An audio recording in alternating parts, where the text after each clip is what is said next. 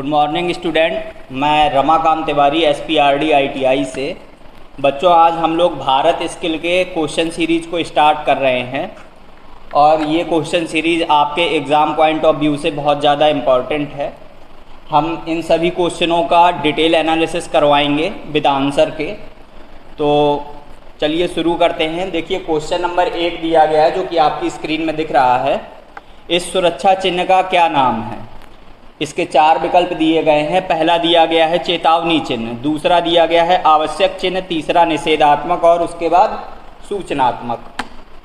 तो देखो बेटा, ये कुछ प्लस का साइन दिख रहा है।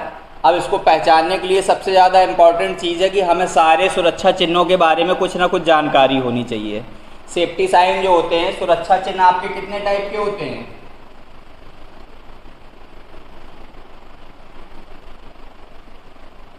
सुरक्षा चिन्ह होते हैं बेटा आपके 4 प्रकार के। कितने टाइप के? 4 प्रकार के। पहला होता है आपका चेतावनी।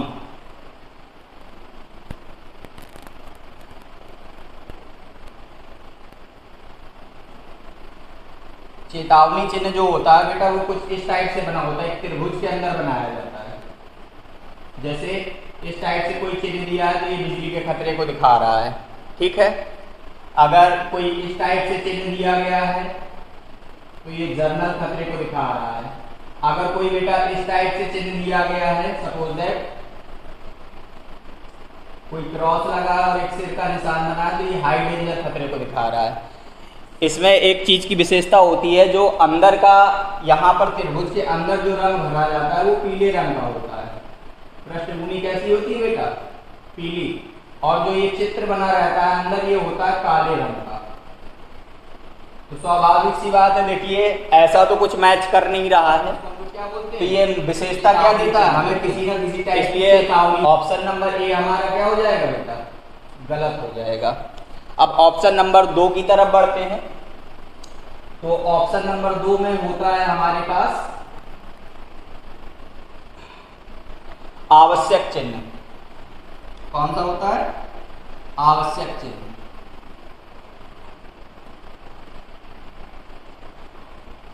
तो देखो, जैसा कि नाम से स्पष्ट है, किसी कारखाने में, किसी प्रयोगशाला में काम करते समय हमें जिन चीज़ों को अवश्य करना चाहिए या जिन चीज़ों को अवश्य पहनना चाहिए, उन सारी चीज़ों को आवश्यक चिन्हों के द्वारा दर्शाया जाता है।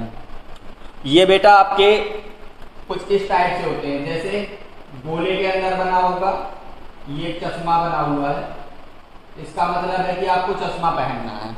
वियरिंग ग्लास है ना, इसी टाइप से मास्क पहनना है, PPT किट का यूज करना है। इन सारी चीज़ों को आवश्यक चिन्हों के अंतर्गत रखा जाता है। और इसमें क्या होता है बेटा, जो ये पृष्ठभूमि होती है वो कैसी होती है?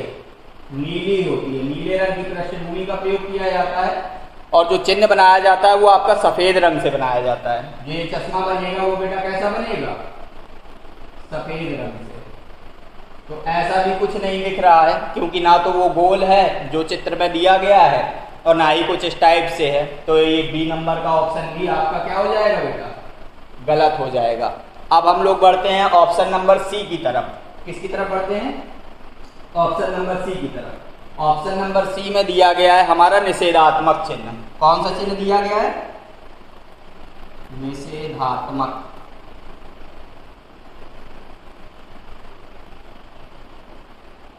देखिए, जैसा कि नाम से स्पष्ट, निषेधात्मक का मतलब होता है मना करना।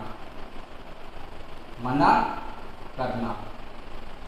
तो ये वो चिन्ह होते हैं जो किसी ना किसी चीज को मना करते हैं। जैसे कि आप स्मोकिंग नहीं कर सकते हैं, तो एक सिगरेट बनी होगी जिससे धुआं निकल रहा होगा, इसको ऐसे क्रॉस किया गया होगा, तो ये निषेधात्मक चिन्ह है ना। इसी टाइप से काफी होते हैं कि यहाँ पर फायर नहीं जला सकते हैं, तो ऐसे बना होगा, एक फायर बनी होगी ऐसे, उसको मना किया गया होगा कि यहाँ पर आप फायर नहीं जला सकते हैं।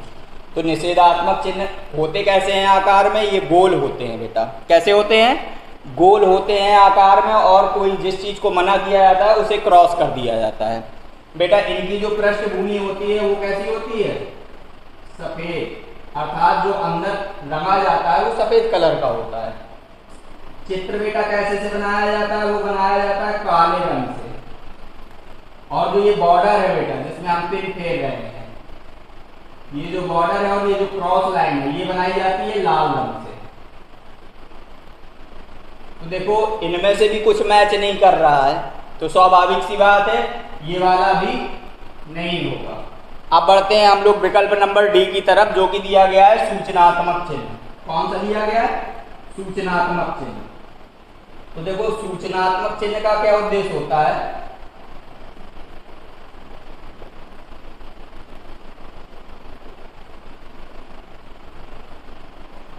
सूचनात्मक चिन्ह जैसा कि नाम से स्पष्ट है, सूचनात्मक का मतलब होता है किसी चीज की सूचना देना। तो ये जो चिन्ह होते हैं ये वर्गाकार होते हैं। सबसे पहले तो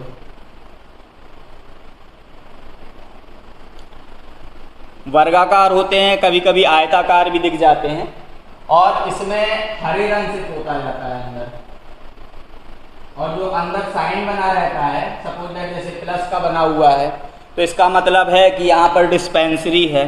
तो ये जो साइन रहता है ये बेटा कैसा रहता है? सफेद रंग से। सफेद रंग का चित्र होता है, हरे रंग की पृष्ठभूमि होती है, चित्र होता है वर्गाकार। तो ये कैसा चिन्ह होता है? ये होता है सूचनात्मक चिन्ह। तो हमारे हिसाब से कुछ ऐसा मैच करता हुआ मिल रहा है, तो यही सही होगा। ऑप्शन नंबर डी इसका क्या हो जाएगा? सही। तो इस प्रकार हम लोग कह सकते हैं कि इस सुरक्षा चिन्ह का नाम सूचनात्मक चिन्ह है। अब हमने बेटा इसमें क्या क्या समझा? 4 चिन्हों को देखा। पहला देखा चेतावनी चिन्ह, जिसका साइन कुछ इस टाइप से था, है ना। उसके बाद देखा हमने बेटा, आपको इनके साइन याद रखना बहुत ज़्यादा जरूरी होता है, क्योंकि इनके साइन पूछे जाते हैं और इनकी पृष्ठभूमि पूछी जाती है। आवश्यक चिन्ह देखा हमने, तो आवश्यक चिन्ह बेटा कैसा होता है? गोले के अंतर्गत होता है। निषेधात्मक चिन्ह देखा, तो निषेधात्मक चिन्ह भी गोले में होता है, परंतु एक क्रॉस होता है। और उसके बाद सूचनात्मक चिन्ह, तो ये होता है वर्गाकार। जैसे आपको बाहर जाने का रास्ता दिखाना है, तो आपको किसमें से दिखाएंगे? इसमें से सूचनात्मक चिन्ह के द्वारा दिखाएंगे, क्योंकि वो सूचना दे रहा है आपको कि बाहर जाने का रास्ता ये है। तो इस प्रकार हमारे इस क्वेश्चन का आंसर डी हो जाएगा। चलिए बढ़ते हैं नेक्स्ट। तो बच्चों अब हम लोग क्वेश्चन नंबर 2 की तरफ बढ़ते हैं। जैसा कि आपकी स्क्रीन में क्वेश्चन नंबर 2 दिख रहा है, इसमें दिया गया है कि अग्नि का समन क्या होता है। तो देखिए सबसे पहले हमें जानना होगा कि समन का अर्थ क्या होता है। क्वेश्चन में एक शब्द आया है समन। समन का अर्थ होता है बेटा बुझाना। क्या होता है? बुझाना। अर्थात आग को बुझाना क्या है, हमें ये चीजों को पता लगाना है। तो देखिए पहला ऑप्शन दिया गया है अग्नि में ईंधन को मिलाना, अग्नि से ईंधन को अलग करना, जल का उपयोग करके तापमान को कम करना, अग्नि को ऑक्सीजन की आपूर्ति से अलग करना। तो ये 4 विकल्प हमारे सामने आए हैं। अब हमको ये पता लगाना है कि इनमें से कौन सा सही है। तो सबसे पहले तो हम ये जानते हैं जो आग होती है बेटा, वो जलने के लिए उसको 3 कारकों की सबसे ज्यादा आवश्यकता होती है। ये तीनों कारक कौन कौन से हैं? पहला होता है ईंधन। क्या होता है? ईंधन। मतलब अगर आपको आग लगानी है तो ईंधन की सबसे ज्यादा आवश्यकता पड़ेगी। दूसरा होता है ऊष्मा। ऊष्मा का मतलब होता है हीट बेटा, या चिंगारी। ठीक है, तो दूसरा कारक होता है हमको ऊष्मा की आवश्यकता पड़ेगी। तीसरा कारक होता है बेटा जो सबसे महत्वपूर्ण होता है, वो होता है ऑक्सीजन। ऑक्सीजन। जब ये बेटा तीनों कारक उपलब्ध रहते हैं, ईंधन, ऊष्मा, ऑक्सीजन, तब हमारी आग क्या होती है? जलने लगती है और लगातार जलती रहती है। अगर बेटा इनमें से कोई भी चीज की कमी होती है तो आग क्या होती है? बुझ जाती है। अगर ईंधन नहीं होगा तो जितना ईंधन होगा सिर्फ उतनी देर तक जलेगी और आग क्या हो जाएगी? बाद में बुझ जाएगी। ऊष्मा, अगर ऊष्मा नहीं होगी तो आग जलना ही शुरू नहीं होगी। और अगर ऑक्सीजन की सप्लाई खत्म हो जाएगी तो जिस टाइम से ऑक्सीजन की सप्लाई खत्म होगी आग उसी टाइम पे क्या हो जाएगी बेटा? बुझ जाएगी।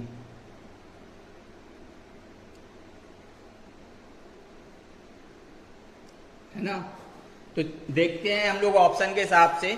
तो अग्नि में ईंधन मिलाना, देखिए मिलाने की बात कर रहा है। अगर हम ईंधन को मिलाएंगे तो ये क्या होगा? ईंधन बढ़ेगा, बढ़ने के साथ साथ आग भी क्या होगी? देर तक जलेगी। इसलिए ऑप्शन नंबर ए क्या है बेटा, गलत है। ऑप्शन नंबर ए नहीं हो सकता। दूसरा ऑप्शन दिया गया अग्नि से ईंधन को अलग कर लेना। अगर मान लीजिए आपने 100% ईंधन डाला था, उसमें से आपने 70% ईंधन निकाल लिया, लेकिन फिर भी क्या रह गया, 30% ईंधन रह गया। तो 30% जब तक ईंधन जलता रहेगा, जब तक उसमें ईंधन 30% रहेगा। इसलिए ये एक सही ऑप्शन नहीं हो सकता है। इसलिए ऑप्शन नंबर बी भी गलत है।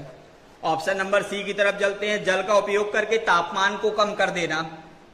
इसमें कहा गया अगर हम हीट का मतलब पानी का उपयोग कर रहे हैं और हीट को क्या कर दे रहे हैं, डाउन कर दे रहे हैं, लेकिन ईंधन, ऑक्सीजन, ये सारी चीजें पर्याप्त मात्रा में उपलब्ध हैं, तो अगर ऊष्मा कम भी हो जाएगी, लेकिन ईंधन और ऑक्सीजन की वजह से ऊष्मा धीरे धीरे करके क्या हो जाएगी, फिर से इंक्रीज हो जाएगी। इसलिए ये वाला ऑप्शन भी क्या हो जाएगा बेटा, गलत हो जाएगा।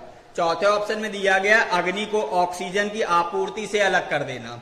तो स्वाभाविक सी बात है, अगर ऑक्सीजन को हटा दिया जाएगा प्रॉपर तरीके से, तो आग जलने का जो महत्वपूर्ण कारक है वो उसे मिल नहीं पाएगा, इसलिए आग क्या हो जाएगी, बुझ जाएगी। तो इस प्रकार ऑप्शन नंबर डी आपका क्या हो जाएगा, सही हो जाएगा। तो हमारा क्वेश्चन था अग्नि का समन क्या है। तो अग्नि का समन है बेटा अग्नि को ऑक्सीजन की आपूर्ति से अलग करना। ऑप्शन नंबर डी बिल्कुल सही आंसर है इसका। चलिए अब हम लोग नेक्स्ट क्वेश्चन की तरफ बढ़ते हैं। तो चलिए इस सीरीज का क्वेश्चन नंबर 3 शुरू करते हैं, जो कि आपकी स्क्रीन पर है। दिया गया है निम्न में से भौतिक हानि क्या है। तो 4 ऑप्शन दिए गए हैं। ऑप्शन नंबर ए दिया गया है धूम्रपान, ऑप्शन नंबर बी दिया गया है कंपन, ऑप्शन नंबर सी दिया गया है क्षरण, चौथा नंबर दिया गया है डी पे रेडियो सक्रियता। तो देखिए जो भौतिक हानियाँ पूछी गई हैं, आपकी जो भौतिक हानियाँ पूछी गई हैं वो आपकी मशीन के संबंध में पूछी गई हैं, ठीक है। तो वो आपके किसके संबंध में पूछी गई हैं, मशीन के। तो पहले नंबर के ऑप्शन में जाते हैं धूम्रपान।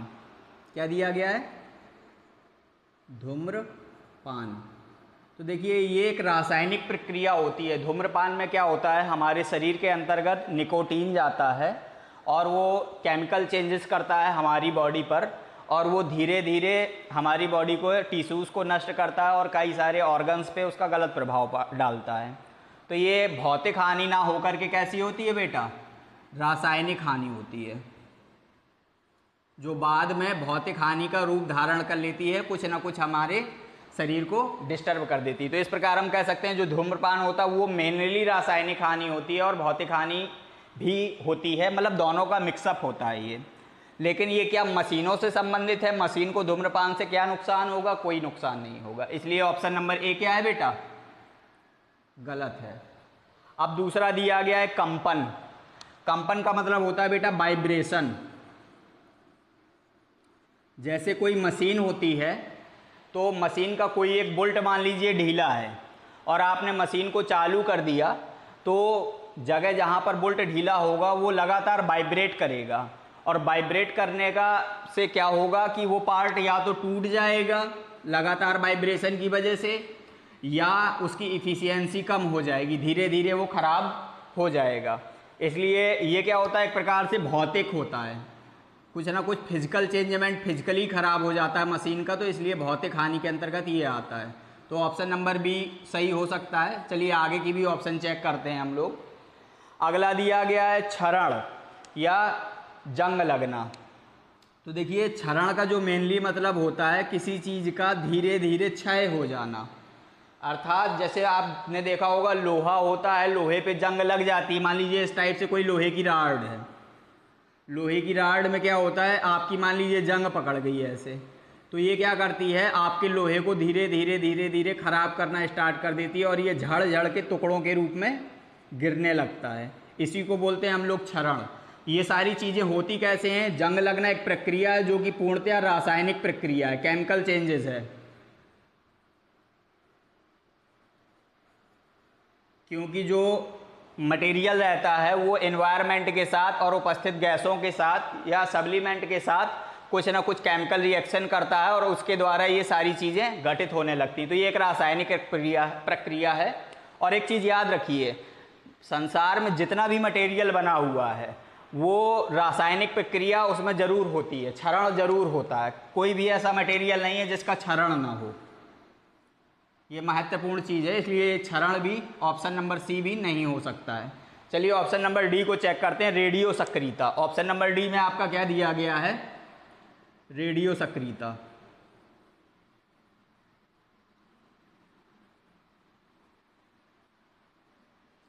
जैसा कि आप लोगों ने कक्षा 10 में पढ़ा होगा, रेडियो सक्रियता एक रासायनिक गुण होता है। जैसे जो रेडियो सक्रिय पदार्थ होते हैं, सक्रिय पदार्थ होते हैं, वो रासायनिक प्रक्रिया के द्वारा कुछ किरणों को छोड़ते हैं, वही रेडियो सक्रिय पदार्थ कहलाते हैं, और वही इनका ये गुण रेडियो सक्रियता कहलाता है। तो ये प्रॉपरली जो होता है केमिकली मतलब होता है, रासायनिकली होता है ये। तो ये भी एक रासायनिक प्रक्रिया के अंतर्गत आता है।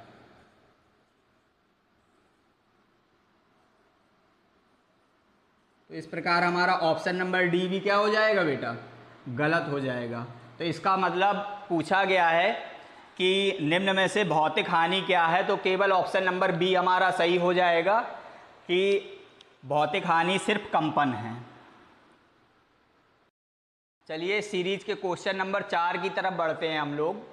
दिया गया है निम्न में से अग्निरोधक को उपयोग करने का सही क्रम क्या है। देखिए अग्निरोधक का मतलब होता है अग्निशामन यंत्र से है। जो अग्निशामक यंत्र होता है उसका उपयोग करने का सही क्रम क्या है। देखिए डिफरेंट टाइप की आग के लिए डिफरेंट टाइप के अग्निशामक यंत्रों का प्रयोग किया जाता है, लेकिन उनका प्रयोग कैसे किया जाता है ये एक निश्चित क्रम व्यवस्था होती है जो कि हम लोग समझेंगे। देखिए अग्निशामक यंत्र में कुछ इस टाइप से होते हैं। यहाँ पर एक सिलेंडर बना होता है और यहाँ पर हैंडल लगा हुआ होता है, और यहाँ पर एक नॉब लगी रहती है जिसको हम लोगों को, इस पर एक चाबी लगी रहती है इस टाइप से, और यहाँ पर इसी में एक पाइप जुड़ा हुआ होता है जिससे हम लोग आग को बुझाते हैं। जैसे मान लीजिए ये CTC टाइप है।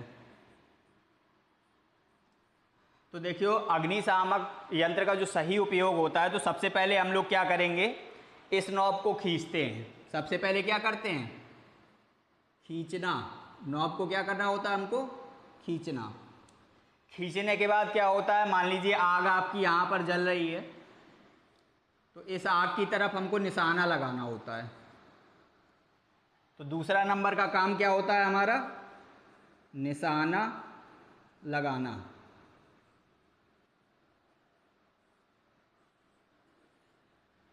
तीसरे नंबर का काम होता है, उसके बाद जो ये हैंडल होता है इसको दबाया जाता है अंदर की तरफ। तो तीसरे नंबर का काम क्या होता है हमारा? दबाना।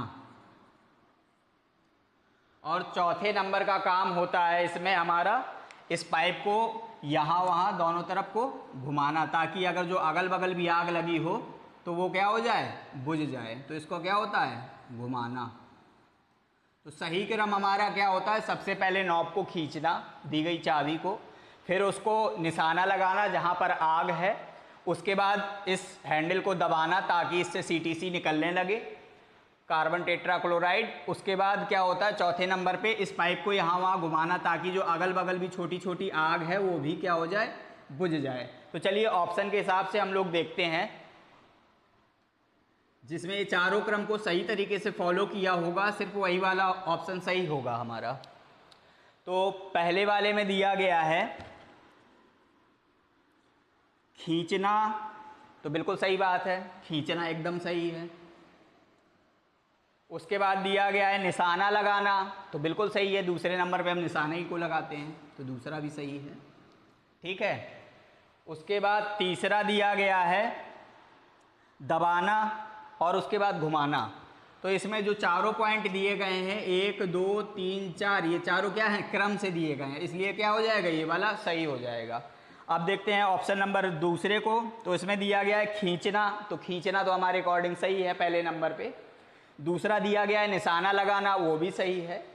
तीसरा दिया गया है घुमाना, तो ये गलत है क्योंकि हम लोग इसके बाद क्या करते हैं? दबाना। तो इसलिए तीसरा नंबर, देखिए 2 पॉइंट तो सही है इसमें, लेकिन तीसरा वाला क्या है? गलत है। ऐसे ही ऑप्शन नंबर सी को चेक करते हैं ढकेलना, तो ढकेलने का तो कहीं काम ही नहीं होता है, तो इसमें तो पहले ही वाला ऑप्शन गलत है, इसलिए ये गलत हो जाएगा। उसके बाद लास्ट वाले को देखते हैं, ढकेलना, व्यवस्थित करना, घुमाना, अनुक्रम करना। तो देखिए फिर से एक ढकेलना शब्द आ गया, ढकेलने का कोई काम नहीं होता अग्निशामक में, तो इसलिए सिर्फ ऑप्शन नंबर ए क्या हो जाएगा आपका, सही हो जाएगा कि खींचना, निशाना लगाना, दबाना और घुमाना।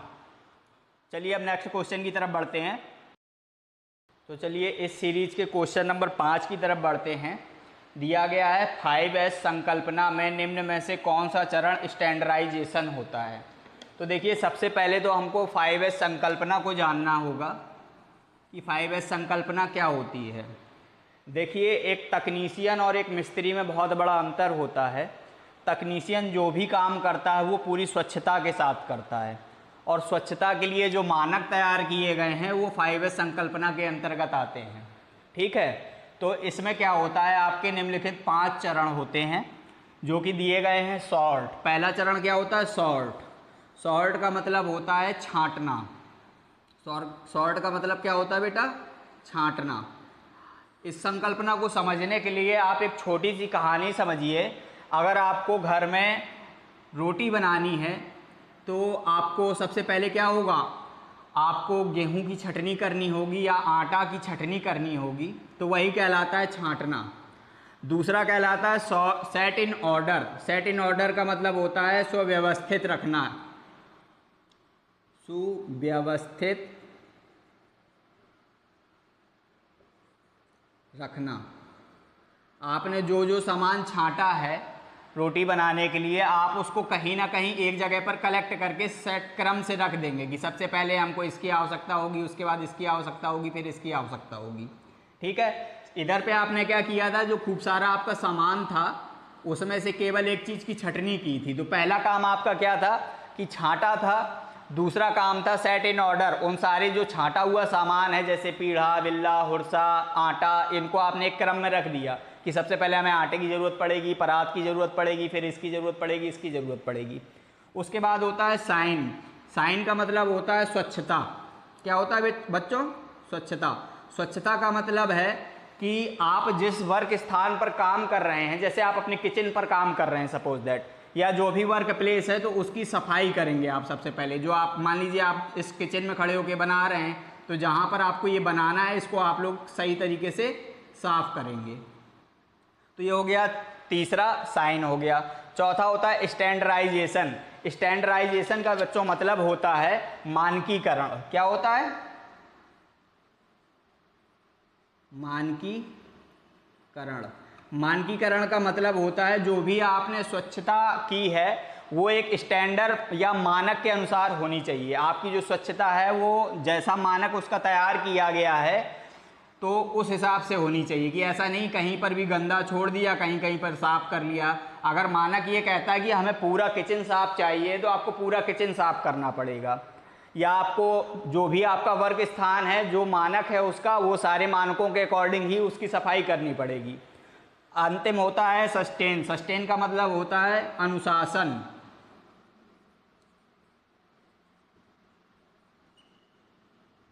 अनुशासन व्यवहार। ठीक है, तो इसका जो मतलब होता है कि जो जो आपने चरण अपनाए हैं इसको अपने अनुशासन से, मतलब खुद के अनुशासन को रखकर लगातार इम्प्रूवमेंट की कोशिश करना। खुद को अनुशासित रखकर, खुद को अनुशासित रखकर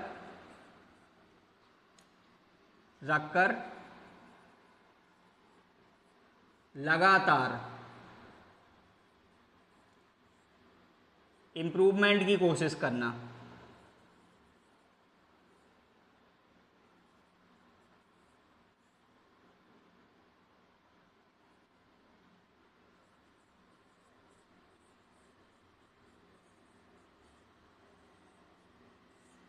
ठीक है, तो खुद को अनुशासित रखकर लगातार इम्प्रूवमेंट की कोशिश करना, ये सारे चरण होते हैं।